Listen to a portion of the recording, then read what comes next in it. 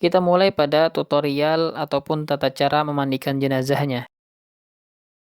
Jenazah dibawa ke tempat yang sudah disiapkan, bisa diletakkan di atas meja ataupun tempat khusus untuk memandikan jenazah.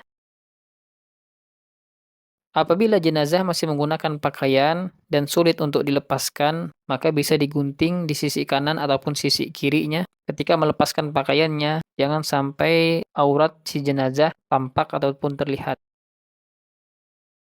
Kemudian tempat memandikannya haruslah tempat yang tertutup dari pandangan orang lain. Adapun video ini saya ambil ketika sedang praktek pembelajaran, artinya bukan jenazah asli. Kalau jenazah asli, maka harus tertutup dari pandangan orang banyak. Adapun yang memandikan bisa 3 orang, 2 orang sesuai dengan kebutuhan.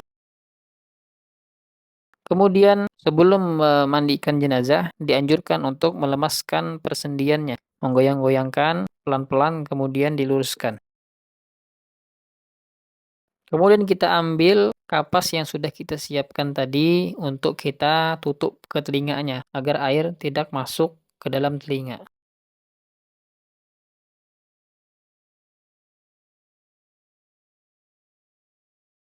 Kemudian bisa kita ambil katembat yang sudah kita siapkan tadi untuk membersihkan lubang hidungnya, membersihkan giginya, dan kita bisa ambil juga potongan kuku untuk membersihkan kuku kaki ataupun kuku tangannya.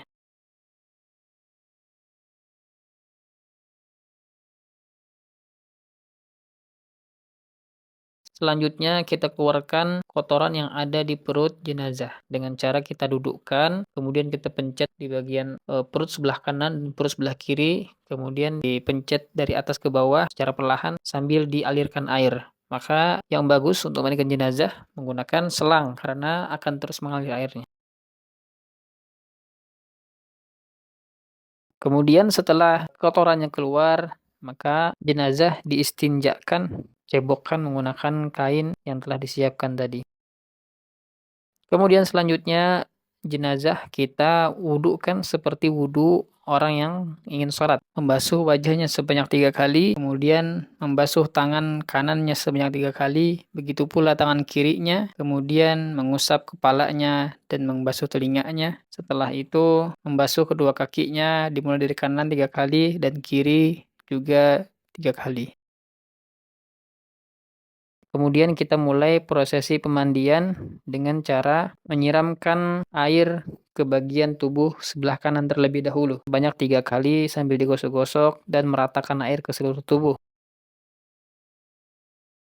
Apabila sudah bagian kanan, kemudian bagian kirinya disiram juga sebanyak 3 kali sambil digosok-gosok agar air dapat merata sampai kepada bagian yang sulit terjangkau oleh air.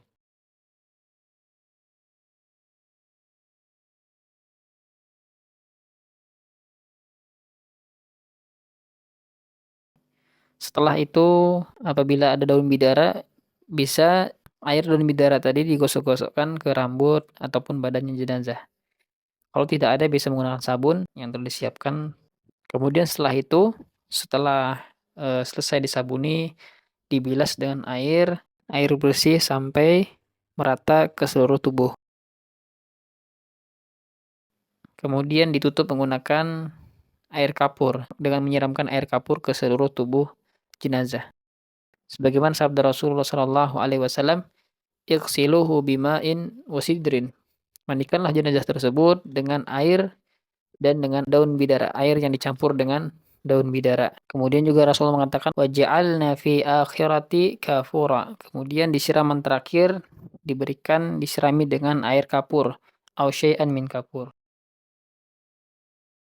Kemudian apabila selesai dimandikan, maka bisa dikeringkan dengan handuk yang telah disiapkan tadi di rambut, di wajah, ataupun di bagian badan yang lainnya. Kemudian handuk yang tadi dipakai ditutupkan di atas tubuh jenazah untuk mengambil kain yang sudah basah. Maka inilah tata cara memandikan jenazah.